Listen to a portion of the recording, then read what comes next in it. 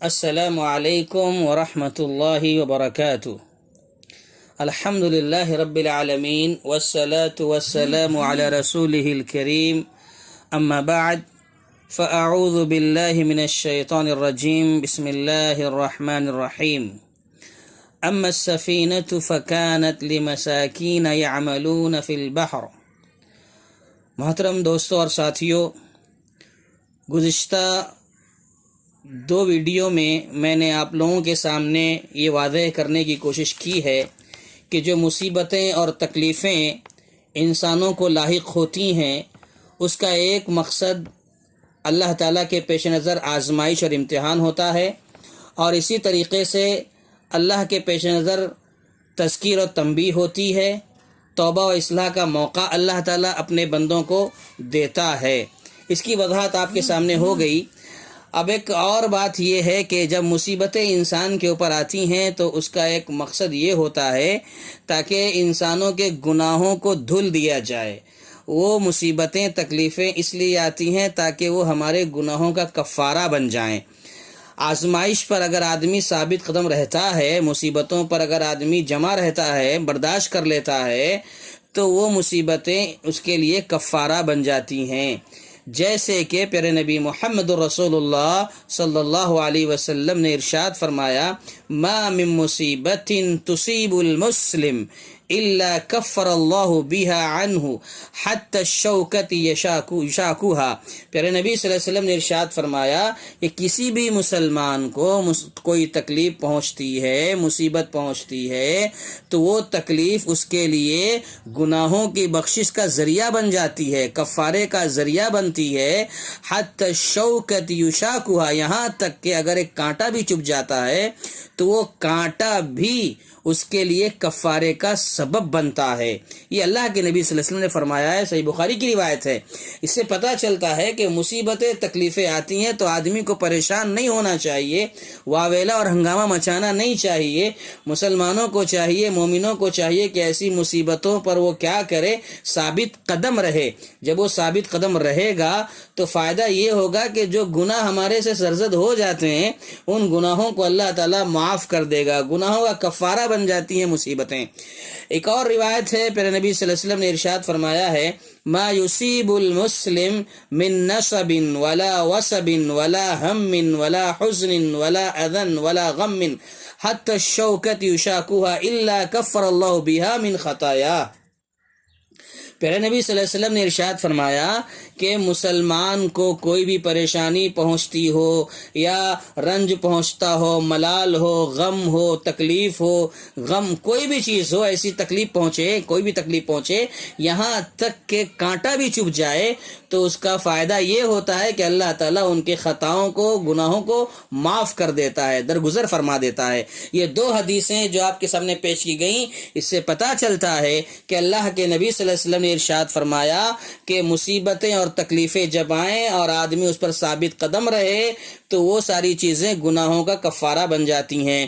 اسی طریقے سے ایک اور چیز، چوتھی چیز جو پیش نظر ہوتی ہے اللہ تعالیٰ کے، یعنی اللہ کی حکمت ہوتی ہے مصیبتوں کو بھیجنے کے بعد، اللہ کی منشا کیا ہوتی ہے؟ ایک چیز ہے آفتوں سے نجات۔ اللہ تعالیٰ آفتوں سے نجات دینا چاہتا ہے، کوئی بڑی آفت آنے والی ہے اس سے بچانا چاہتا ہے۔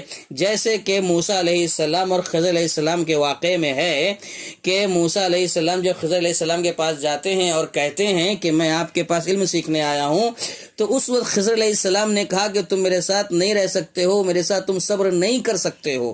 لیکن موسیٰ علیہ السلام نے کہا کہ نہیں، انشاءاللہ میں صبر کروں گا، تم مجھے صبر کرنے والوں میں سے پاؤ گے۔ جب موسیٰ علیہ السلام نے یہ کہا تو خضر علیہ السلام نے اپنے ساتھ رکھا اور سفر شروع کر دیا۔ راستے میں 3 واقعات پیش آئے، جس میں 2 واقعہ ہمارے موضوع کا استدلال ہے۔ ایک واقعہ یہ پیش آیا کہ موسیٰ علیہ السلام اور خضر علیہ السلام جا رہے تھے، راستے میں سمندر کا سفر آیا تو ایک کشتی میں سوار ہوئے. وہ کشتی بہت ہی صاف ستھری تھی, نئی تھی, اور کشتی کا مالک جو ہے غریب تھا, مسکین تھا. اس کشتی میں سوار ہوئے تو موسیٰ علیہ السلام کے ساتھ جب خضر علیہ السلام سفر کر رہے تھے تو خضر علیہ السلام نے کیا کیا, وہ کشتی جو تھی اس کشتی کو توڑ دیا, کہیں سے اس کے اندر عیب پیدا کر دیا. موسیٰ علیہ السلام سے برداشت نہیں ہوا کہ یہ بیچارہ غریب آدمی ہے, یہ کشتی چلا کر کے اپنے بال بچوں کا پیٹ پالتا ہے, اس میں سوراخ کر دیا یا اس کو توڑ دیا, پھوڑ دیا, یا اس میں عیب پیدا کر دیا تو اس کی کشتی چلے گی نہیں, بیچارہ روزی روٹی کیسے کمائے گا.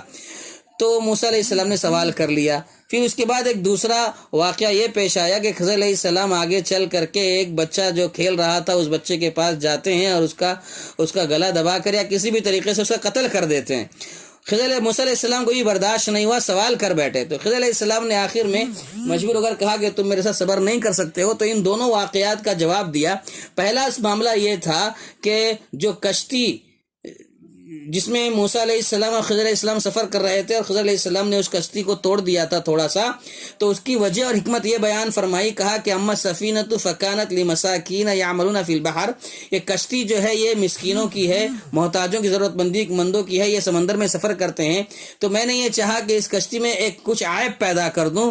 اس کا منشا یہ تھا کہ وہاں پر سمندر کے اس پار ایک بادشاہ ہے جو کشتیوں کو چھین لیتا ہے, چھین لیتا ہے اور غصب کر لیتا ہے.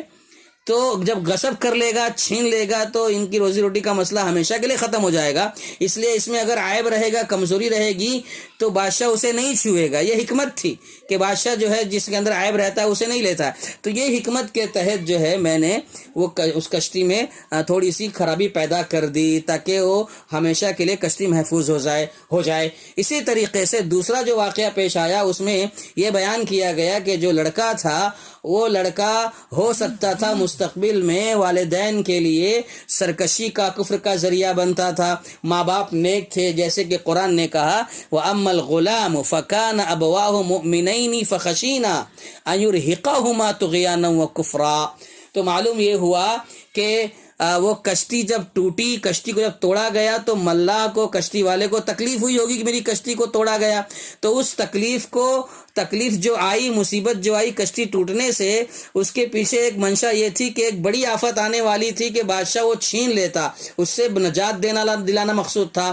اور لڑکے کو جو قتل کیا گیا اس کے پیچھے حکمت یہ تھی کہ لڑکا آگے چل کر کے نیک ماں باپ, مومن ماں باپ کے لیے تکلیف کا ذریعہ بنتا, سرکشی کا ذریعہ بنتا. اس لیے یہ تکلیف جو بھی ماں باپ کو پہنچی ہے کہ بچے کے قتل کی وجہ سے, بچے کے انتقال کی وجہ سے جو ماں باپ کو تکلیف اور مصیبت لاحق ہوتی, اس سے بہتر یہ تھا کہ آگے جو شرک اور کفر کا معاملہ آتا اس سے مومنین کو, ماں باپ جو نیک تھے ان کو بچا لیا گیا. ایک آفت جو آگے آنے والی تھی اسے محفوظ رکھا گیا. یعنی مقصد یہ تھا کہ آفتوں سے نجات دلائی جائے. تو کہنا یہ ہے دوستوں اور ساتھیوں کہ جو مصیبتیں, تکلیفیں آتی ہیں تو اس کے پیچھے ایک چیز یہ بھی کار فرما ہوتی ہے کہ اللہ تعالیٰ آفتوں سے نجات دلانا چاہتا ہے. اللہ سے دعا کریں کہ اللہ تبارک و تعالیٰ جو باتیں ہم کہہ رہے ہیں, سن رہے ہیں, اللہ تعالیٰ عمل کی توفیق عطا فرمائے. آمین. وآخر دعوانا ان الحمد للہ رب العالمین. والسلام علیکم ورحمۃ اللہ وبرکاتہ.